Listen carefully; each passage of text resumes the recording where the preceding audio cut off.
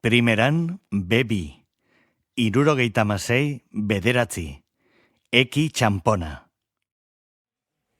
Urtarriletik aurrera martxan dugu Bilbon eki moneta berria. Pello López de Munain, eki egitasmoaren bultzatzailea, egunon? Egunon, bai. Lehenik eta behin, eki zer den galdetu behar dizut? Ba, eki izatez bada tokiko txanpon bat. Hau da, eta zer da tokiko txanpon bat? Ba, tokian, gure kasuan Bizkaian, erabil daitekeen trukerako, trukerako tresna bat. Egitasmoak eraldatzailea izan nahi du. Bai, helburuetako bat hori, eraldatzailea. Eta eraldatzailea zerratik, ba, bueno, txanponek badaukalako oso ezaugarri berezi bat. Eta da, iraungitze daukala. Hau da, nola daitezen daiteke usteldu egiten dela.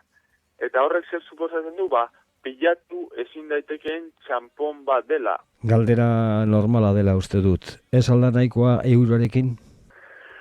Ba, egia esan hori pentsatzen genuen guk ere, baina gure ustez ez. Hau da, euroa bada beharrezkoa, guk ez dugu euroa guztiz ordezkatu nahi.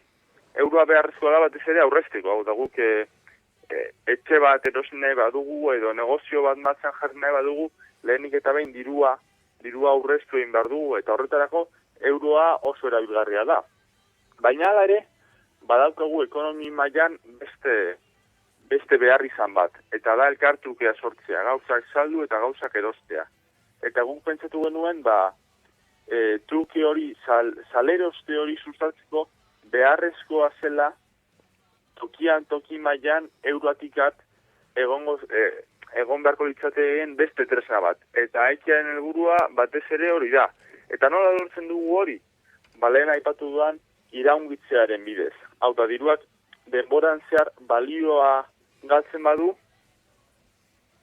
diruaren mugimendua beharrezkoa izango da, dirua pilatzeak zentzu guztia galtzen du. Zuen ustez eki txanpona helburu baino tresna da. Zergatik parte hartu horretan? Lehenik eta behin beharrezkoa.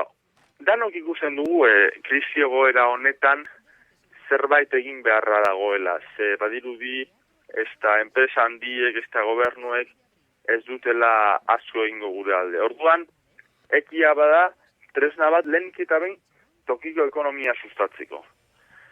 Nik ekiak bakarrik tokiko dendetan erabili alditut, orduan lehen pauso hori ematen dut, hau da, tokiko denda sustatzen ditut. Baina ekietan ordaintzean, dendari horrek, beraren ekoizleak ere ekietan ordaindu behar izango ditu, eta tokian bilatu behar izango ditu bere ekoizleak, hauei ekietan ordaintzeko. Eta orduan, hori da abantaila, ekiekin badakigula, diru hori, ekiak representatzen duten diru hori, beti geratuko dela Bizkaia barruan, eskualde barruan. Eta iraungite datarik badute? Bai. Iraungitzea, lehen aipatu duan bezala, iraungitzaren helburua da dirua mugiaraztea, ez? Hau da, dirua poltsikoan pilatzea baino, dirua hori elkartrukeak sortzeko delako eta iraungitzeekin lortzen duguna da, pilaketa hori gaitzestea. Ekiak 3 hilabetero iraungitzen dira, adibidez nik gaur eki bat erosiko banuke, ekainaren amaieran iraungiko litzateke, hau da, 3 hilabete izango nituzke eki hori erabiltzeko iraungi aurretik.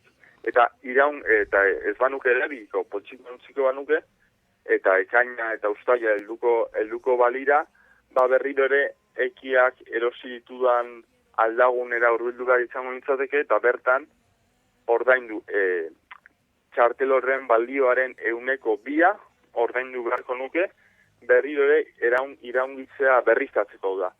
Eki hori erabili ahal izateko beste 3 hilabete gehiago lortzeko, txartelaren balioaren 2% ordaindu beharko nuke.